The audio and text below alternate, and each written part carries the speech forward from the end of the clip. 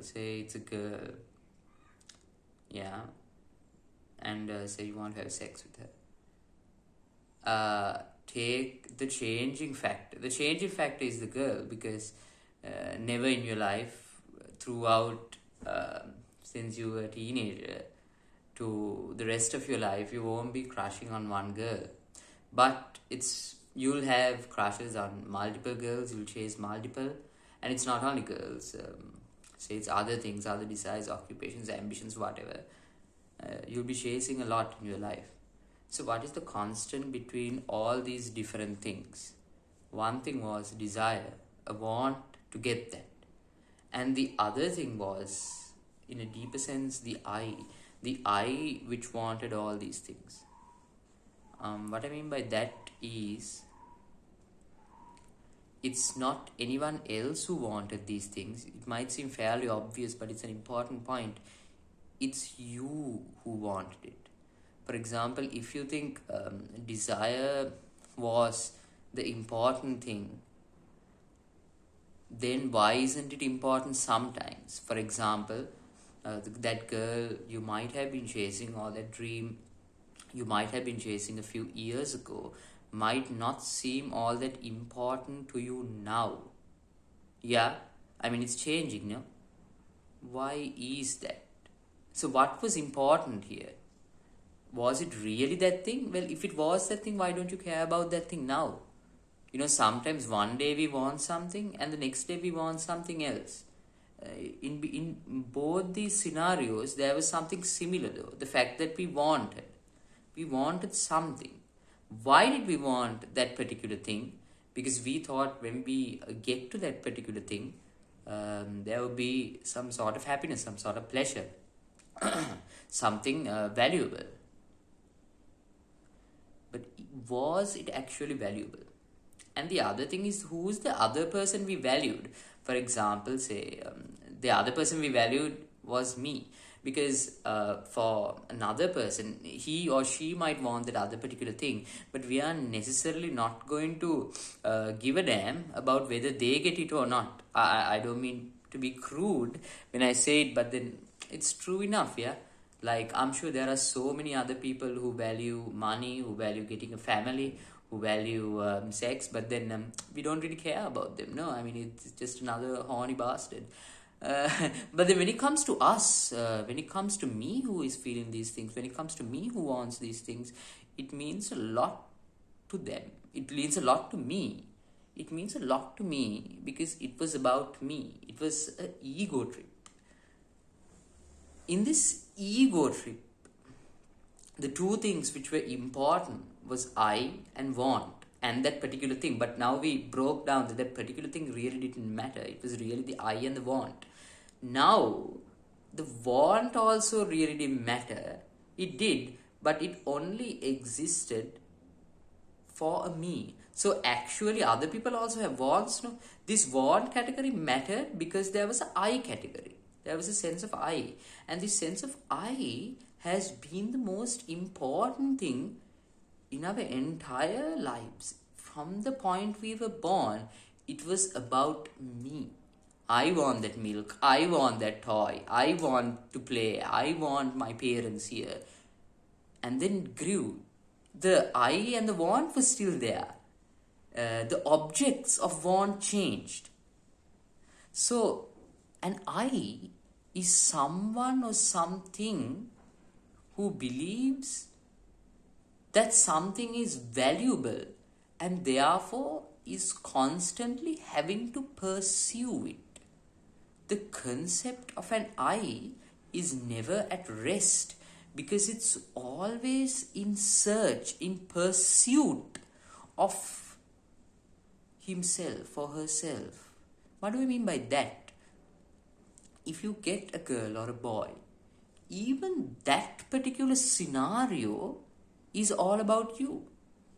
Oh man, I love the way she makes me feel. I love how she makes me so happy. She makes me feel all these things. It's crazy.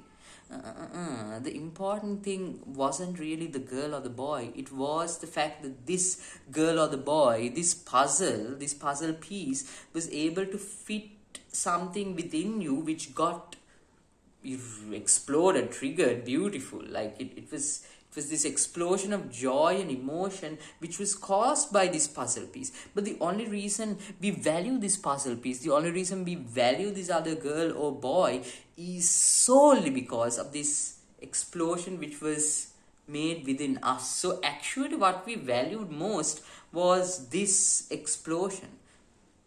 What we valued was this emotion which who felt? Which I felt. I felt this emotion, so I valued it. So actually, who did we really value in this transaction? Me. I valued myself.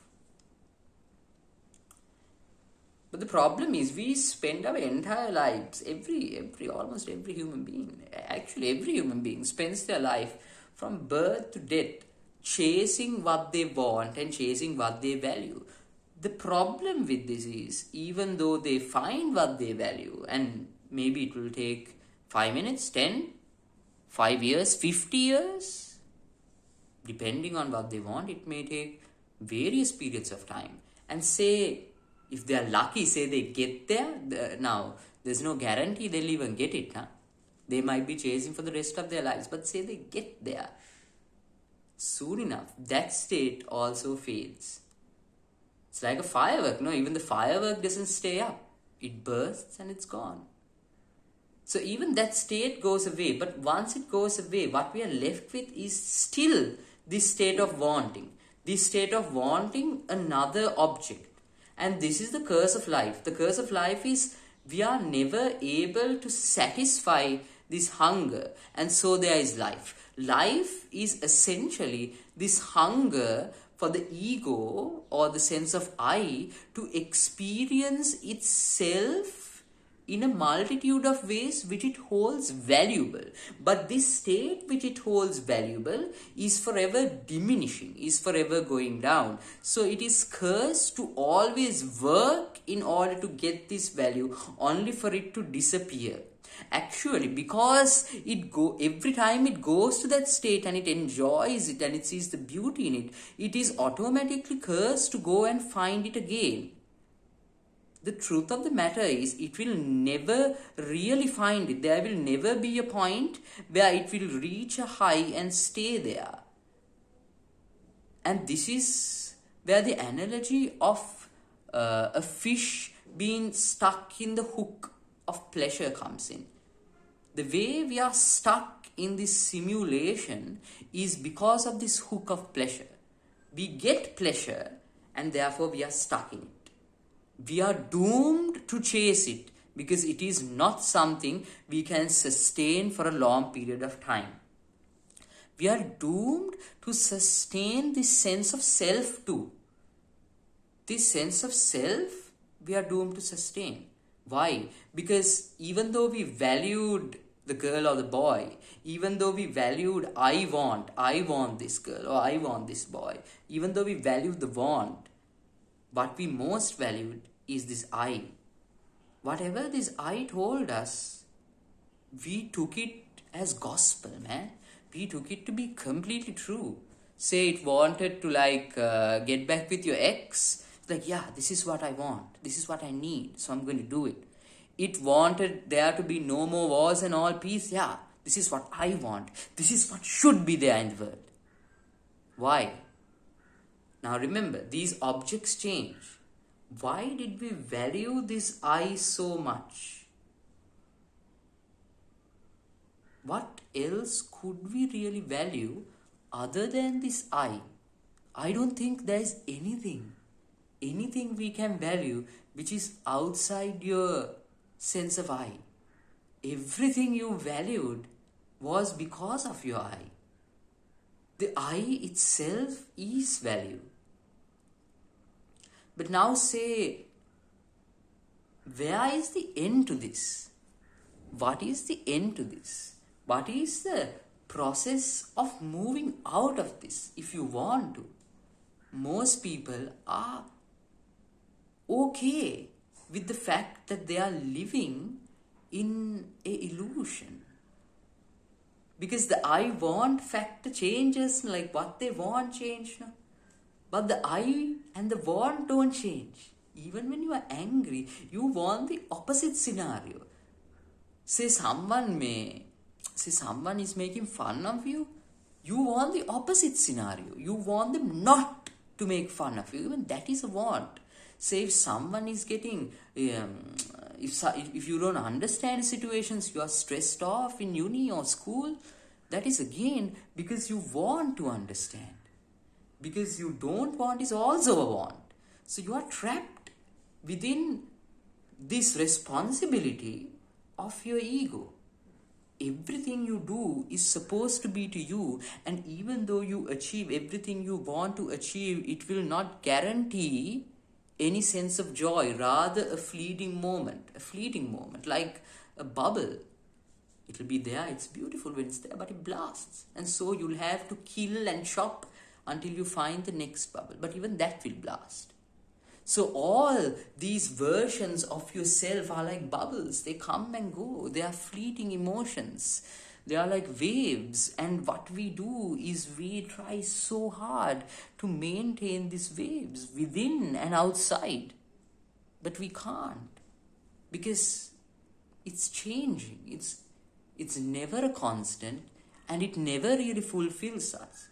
But then why are we in this curse? Why are we in this spell, this possession? What is the exorcism to get out of it? That is the movement out of dukkha, out of suffering. That is the movement of investigation to see what is really happening within.